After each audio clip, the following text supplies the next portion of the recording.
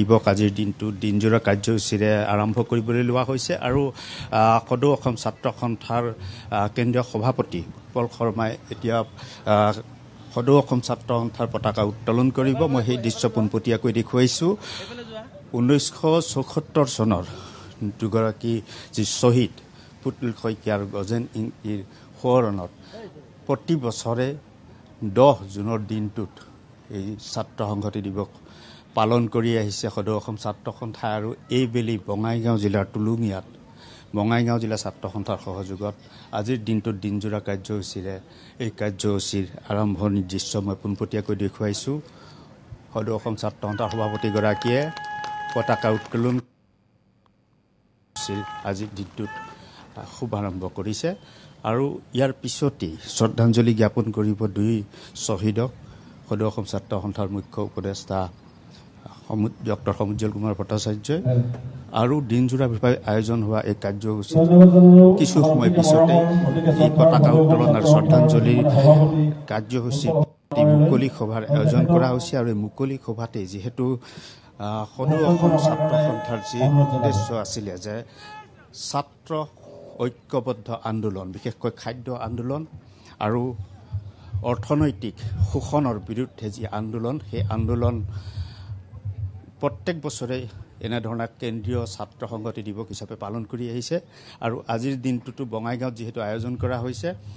আৰু এই মুহূৰ্তত পোনপটীয়াকৈ মই সদৌ অসম ছাত্ৰ সন্থাৰ সভাপতিগৰাকীৰ মন্তব্য পোনপটীয়াকৈ প্ৰতিদিন টাইমৰ দৰ্শকসকলক শুনাব বিচাৰিম। সদৌ অসম ছাত্ৰ সন্থাৰ এই কেন্দ্ৰীয় ছাত্ৰ সংহতি দিৱসৰ পতাকা উত্তোলন স্থলীত উপস্থিত থকা সন্থাৰ সন্মানীয় সাধাৰণ সম্পাদক সমীৰণ ফুকন ডাঙৰীয়া, সন্মানীয় মুখ্য উপদেষ্টা ডক্টৰ সমুজ্জ্বল কুমাৰ ভট্টাচাৰ্য ডাঙৰীয়া প্ৰমুখ্যে ছাত্ৰ সন্থাৰ ৰাজ্যিক কাৰ্যনিৰ্বাহকৰ সন্মানীয় সতীৰ্থসকল, বিভিন্ন জিলা ছাত্ৰ সন্থাৰ পৰা ইয়াত আহি উপস্থিত হোৱা ছাত্ৰ সন্থাৰ বিষয়ববীয়া কৰ্মকৰ্তাসকল, এই অনুষ্ঠানটোক বুকুৰ ৰোগেৰে জীপাল কৰি সৰ্বাংগ সুন্দৰ কৰি তোলা অভ্যৰ্থনা সমিতিৰ সন্মানীয় সভাপতি শ্ৰী সমীল ৰায় ডাঙৰীয়া, মুখ্য সম্পাদক শ্ৰী নীলোৎপল চক্ৰৱৰ্তী ডাঙৰীয়া প্ৰমুখ্যে অভ্যৰ্থনা সমিতিৰ সন্মানীয় বিষয়ববীয়া কৰ্মকৰ্তাসকল, সদৌ বঙাইগাঁও জিলা ছাত্ৰ সন্থাৰ সন্মানীয় সভাপতি শ্ৰী জিনোদ নাথ, সন্মানীয় সাধাৰণ সম্পাদক কংকন বায়ন ডাঙৰীয়া প্ৰমুখ্যে অভয়াপুৰী আঞ্চলিক ছাত্ৰ সন্থা, উত্তৰ শালমৰা আঞ্চলিক ছাত্ৰ সন্থাৰ বিষয়ববীয়া কৰ্মকৰ্তাসকল আৰু এই গোটেই অনুষ্ঠানটোক নিভাজ মৰমেৰে সৈতে নিজৰ অশেষ কষ্টৰে সৈতে সৰ্বাংগ সুন্দৰ কৰি গঢ়ি তোলা